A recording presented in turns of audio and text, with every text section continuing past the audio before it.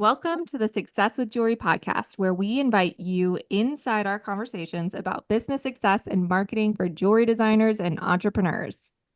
We're Laryssa and Liz, jewelry marketing experts with a combined 16 years of experience in jewelry marketing and proven track records in helping jewelry brands meet their goals. When you listen to or watch this podcast, you get an intimate and exclusive peek behind the curtain of all the things you wish you could know about earning success in this industry. Welcome to episode 107. Today, we're going to be talking about anxiety. Stick around for the bonus content where we'll share some of our experiences with anxiety and strategies to manage it. Hey, Laryssa, let's get into it. We had mentioned this on a previous episode about how we should probably talk about this topic. Yes, just a disclaimer, we are not mental health experts. Oh, right. We should say that off the top, although sometimes I feel like I have to be in my I know. But I think that, we decided we were going to do this episode, and it's kind of like the episode we did about imposter syndrome. It's like we need to talk about these things because I know a lot of designers are feeling it, but talking about it and putting it out on a podcast gives me more anxiety. Well, as long as we make it clear, neither of us are licensed therapists. We are not licensed therapists. But I think that, it is hard to own and run a business. It's hard to put yourself out there. I think that anxiety is just part of it. I think that if you are operating a business and you're like doing it and like feeling totally confident all the time and not having any of these struggles, I want to talk to you.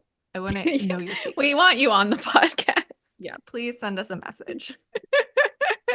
And it's funny because, Liz and I have admitted this on the podcast before. I think we both struggle with anxiety. But yeah, we've chosen to be business owners. So it's like we're signing up for something that's actively challenging us on a daily basis. Right.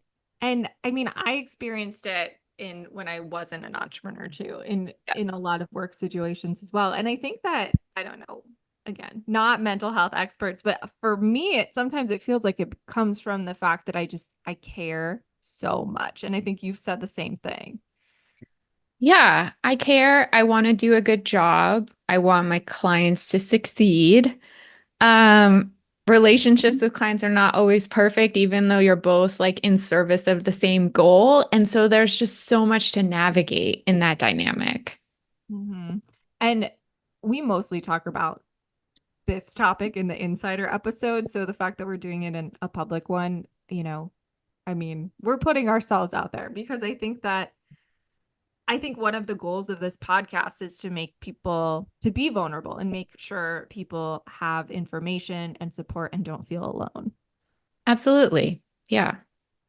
So, in the spirit of transparency, I am afraid of my inbox right now. I think that I go through this phase every once in a while, but right now, just like every email that comes in, I am feeling very nervous about.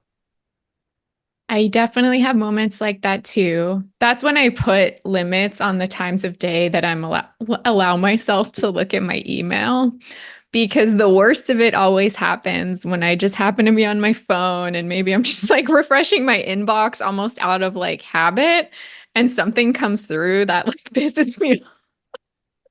I know. And after like the past few weeks and few months, I think that it's so many things. It's not just work that can come at you. It's like so many like, news notifications and like or Yeah. a hurricane, which is not like a tech like not coming through technology, but like I just Right. feels like recently I've just been hit with things that I just was not expecting and it's a lot. So I think that's kind of what's triggering my fear of it right now. It's nothing to do with my actual inbox or work, just like all the things that have happened in the past few weeks.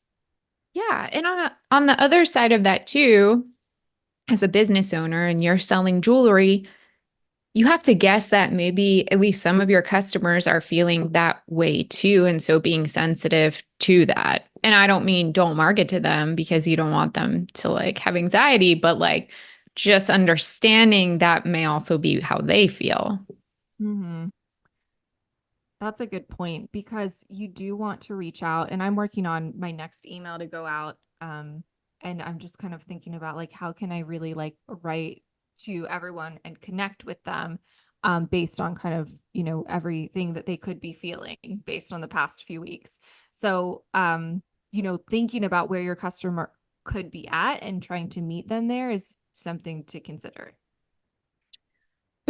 Was just thinking Something to today. consider. I was on like a client meeting where someone just seemed like in a very bad mood. Like it seemed like they were going through something. And I was thinking, well, maybe that's your customer. Like maybe they're having a bad day or they're in a bad mood. And it's like, how can you be the person or the business or the brand who maybe offers a distraction or something, some light to them? And that can be hard when you're dealing with your own stuff, but I think it can go a long way. Yeah, there are some brands that I just always love to see content from or receive an email from. I mean, I've said it a million times, but May Lindstrom, always glad to open an email from her. And I always like find joy in Marla Aaron's emails as well. And there's many accounts on Instagram that I'm always glad to see post from them. And it's like, be one of those. See if you can be that Yeah, for your customers. Someone who like a brand that like really seeks connection. I love that. Seeking connection. Not, don't be one of those like Pollyanna people that's like, nothing's wrong.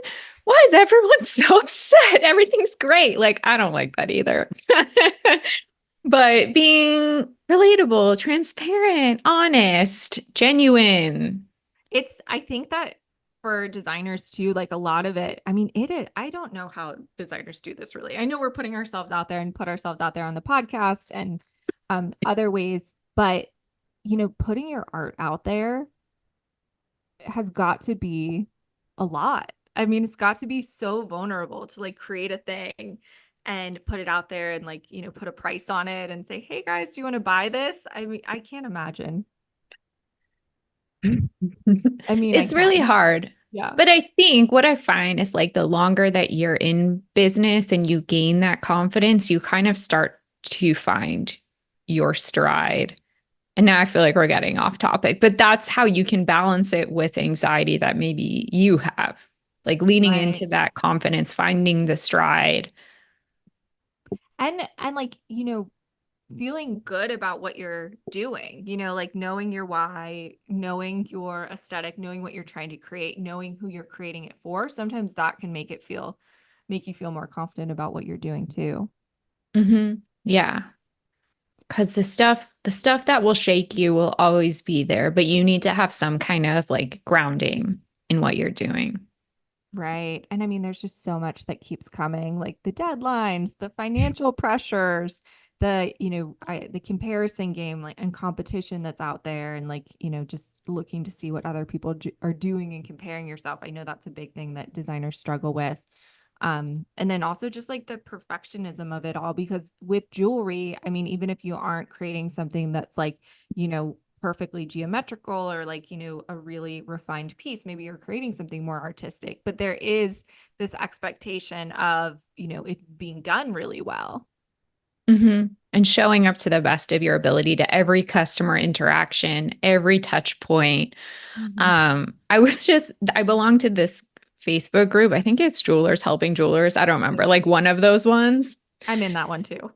There was a post yesterday that caught my eye. I'm not going to name the name of the company, but it's a really big jewelry wholesale company that pretty much every jewelry store in the US like uses as a vendor.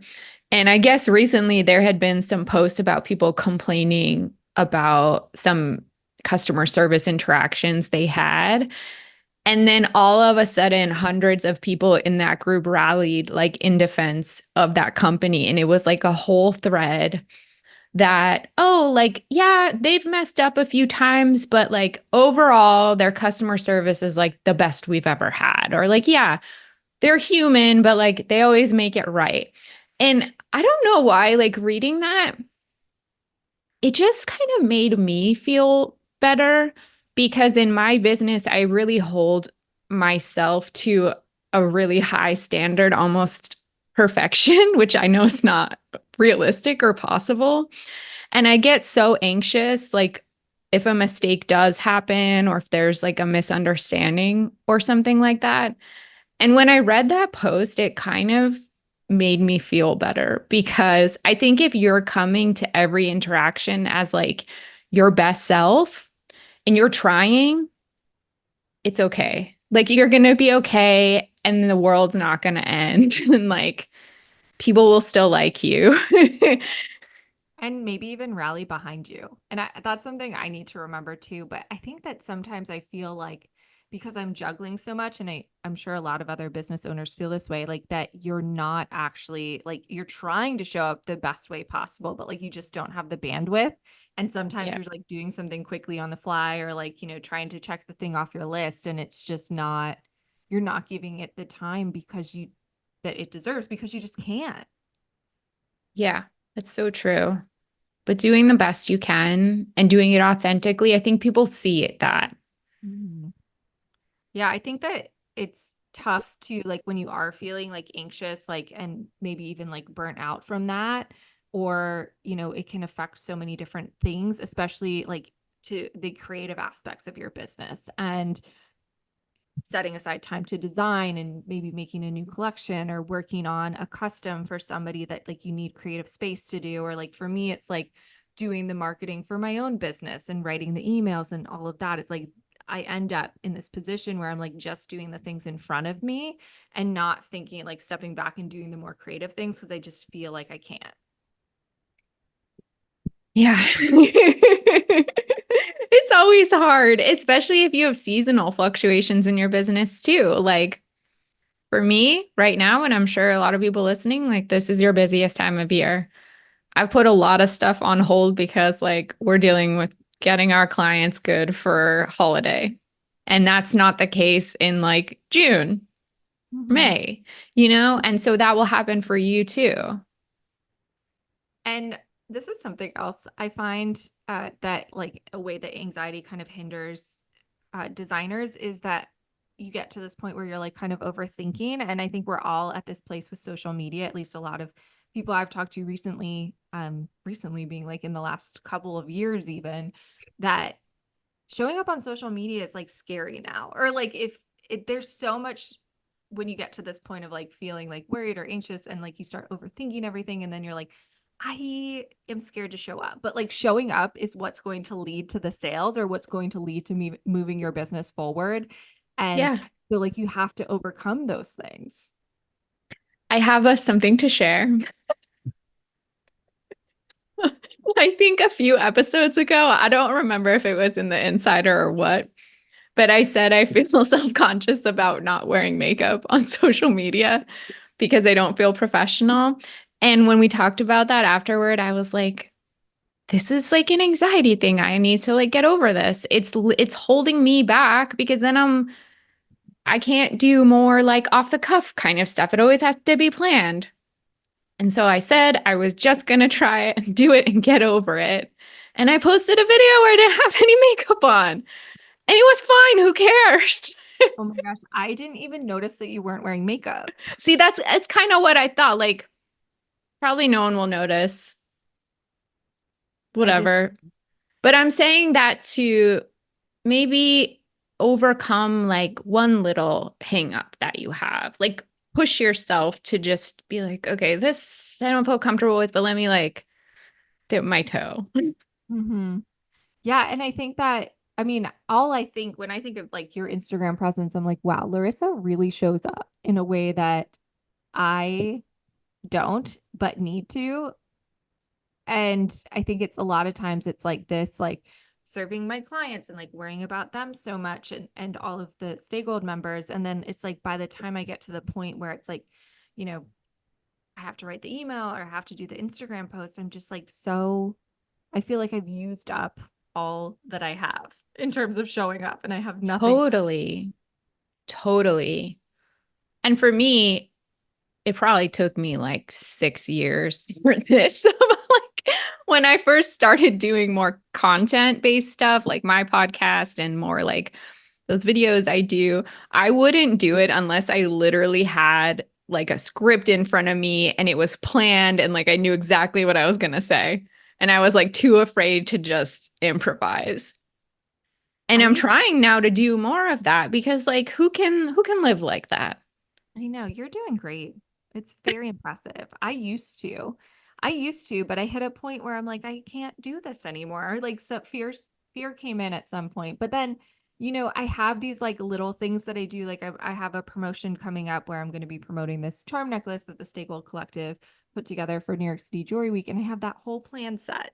And then last March, I did that whole month of Stay Gold Collective content and like pushing the Stay Gold Collective and sharing stories and testimonials. And I did a giveaway. So it's like when I have the plan, and Yeah. everyone can learn from this. When I have the plan, when I know what I'm going to be talking about, I can show up. It's like when you don't have the plan, that's when you get lost. And like, so doing that planning work when you're in a space of not feeling anxious and feeling confident about your business, feeling inspired, like doing the plan then and executing it no matter how you're feeling when the time comes. Yes, holding yourself to it. Even if you have to set an alarm, because I know you could have a plan and then maybe the whole day goes by and you like forgot about your plan. Yes, or like scheduling it, if Yeah, that's pre-scheduling it. your way to do it. And I did that with another Stay Gold Collective push I did recently. It was like a little bit out of my comfort zone, so I just scheduled it and I moved on. Hmm. I scheduled it when I was confident about what I was doing and I just moved on from there and I Yeah. didn't worry about it. And then don't overanalyze the results too. Mhm. So like if you did do say a reel that's like out of your comfort zone, don't like sit there for hours and check how many legs you have. Yes, 1,000%. Don't worry about the likes. Don't worry about the unsubscribes. It's going to happen. And just, you did it. You put it out there and you're not going to sell anything if you're not putting it out there. No. And 99% of the time, those things, the not likes, the unsubscribes, they have nothing to do with you. Yes, that is so true. I think that another thing that I want to point out before we wrap up, and this is something that I had to learn. It's like, I think one of the reasons that there's so much anxiety in entrepreneurship is you don't have structure. You don't have somebody guiding Mhm. you to what you're supposed to be doing at any given time. So creating your own structure will help you minimize stress. And it might feel like a heavy lift in the beginning, but once you kind of put those systems in place and stick to them, it really alleviates a lot of the unknowns. Yes, absolutely. All right. We want to know, do you also struggle with anxiety like us? Visit successwithjewelry.com. And if you love the podcast, we'd love to hear from you. Send us a message or leave us a review. Thanks for being a part of the community.